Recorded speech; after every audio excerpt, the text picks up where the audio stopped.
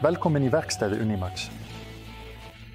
Þú kannast örugglega við þessa vinnubekk frá fyrra myndbandi, þó þú kannski þekkir hana ekki alveg. Það vegna þess að hún hefur nýja málningu og líka vegna þess að hún í öðru umhverfi. En hún var í síðasta myndbandi. Og það bara þakk sé því að hún hefur nýjan undirvagn.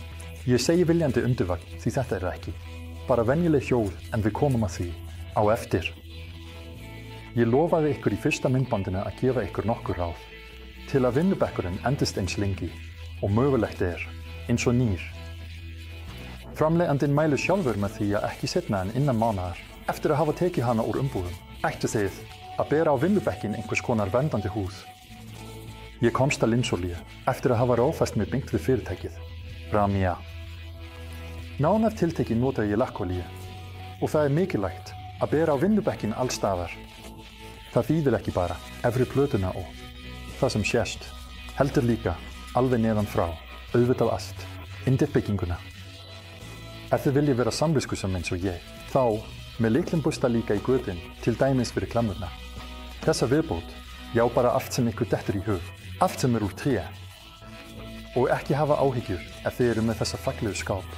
Þá má líka mála hana, því hún úr spónaplötu, en spónuð með alvöru tré svo hún drekkur líka vel.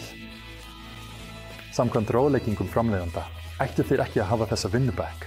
Varanlega í rýmum þessum rakastigið meira en 60%. Jæja, og nú skulum við fara að skoða undirvagnin. Ég held að mikilvægasti eiginleiki vinnubekks, eða hvaða vinnuborð sem sé stöðuleiki þess, og leið og þið setjið vinnuborðið á einhver hjól, þá stöðuleikinn aldrei eins og þegar það stendur á eigin fótum. Þess vegna vildi ég hjól sem leysa þetta allt. Og það enn eitt bragð. Þessi hjól má annarkvort festa beint á vinnuborðið eða á svokallaðar festiplötur. Það hefur þann kost að þú getur keypt eins margar festiplötur og þú vilt. Þær eru ekki svo dýrar og þú getur sett þær á fleiri, vinnuborð eða jafnvel aðrar vélar. En þú getur keypt bara eitt sett af hjólum, sem eru frekar dýr og einfaldlega fæst þau á milli einstakra borða eða véla. Og það tengist enn einu atriði. Í síðasta myndbandi tóku sumir ykkar eftir því að vinnuborðin virtust frekar lítil eða lágt sett miðað við líkamsbyggingu mína.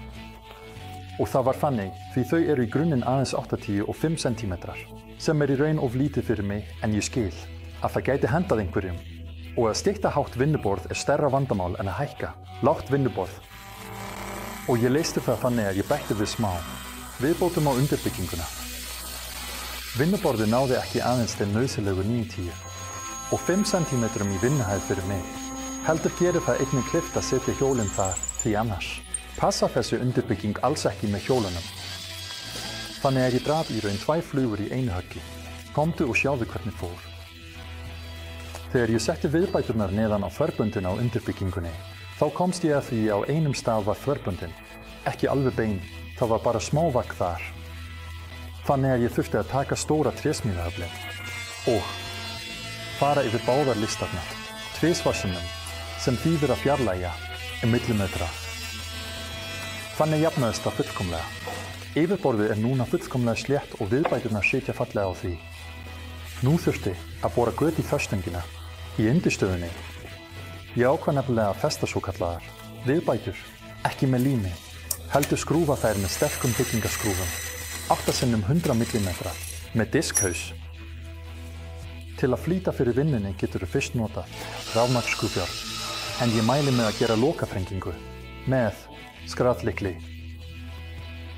Við skrúfum festiplöturnar á undirbygginguna. Aftur til að flýta fyrir vinnunni nota ég rafmagnsskrúfjárn, en lokaþrenginguna gerði ég með venjulegu skrúfjárni. Til að fá meiri kraft setti ég annað skrúfjárn í handfangið sem handfang og þannig þrengdi ég það. Og nú bara að setja hjólinn á prófa virkni þeirra.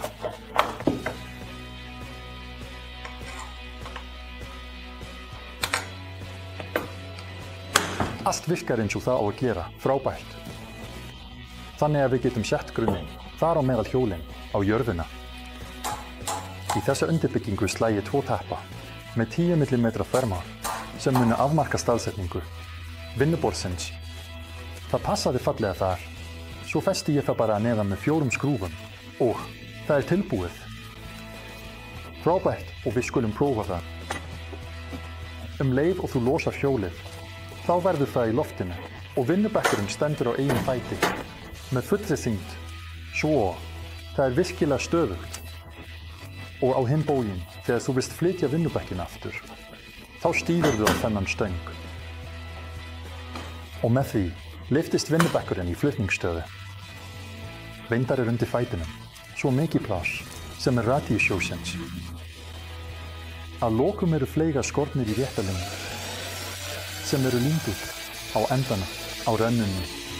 Þannig að hlutir sem kunna að vera eftir í rennunni er auðvelt að sópa út. Og ég hef enn eitt ráð fyrir ykkur, nefnilega að gera að minnstakosti annan endan á sneldunni sundurtekin. Það kom sér vel fyrir mig núna því ég var að skipta út rafklemmu. Skrúfstykkinu fyrir það upprunalega hefðbundna. Það hendar mér einfaldlega betur. Ég gat því einfaldlega tekið snelduna í sundur og nota hana aftur í hitt skrúfstykkið. Hvernig sem fer, þá veit ég að þegar ég þarf á því að halda, þá þarf ég ekki að skera eða brjóta neitt. Það er nóg að skrúfa skrúfuna úr og þá hef ég snelduna tiltæka. Ef mér dettur eitthvað í hug varðandi vinnubekkin í framtíðinni eða ykkur, endilega skrifið það í athugasemdirnar og ég deili með ykkur reynslunni með ánægju. Fyrir núna er þetta allt Ramja vinnubekki. Ég vona að þetta hafi hjálpað ykkur að minnstakosti svolítið. Tengla á allar vörur finnum við eins og venjulega í lýsingunni undir myndbandinu. Takk fyrir að horfa, hafið það gott og sjáumst fljótlega í Unimax verkstæðinu.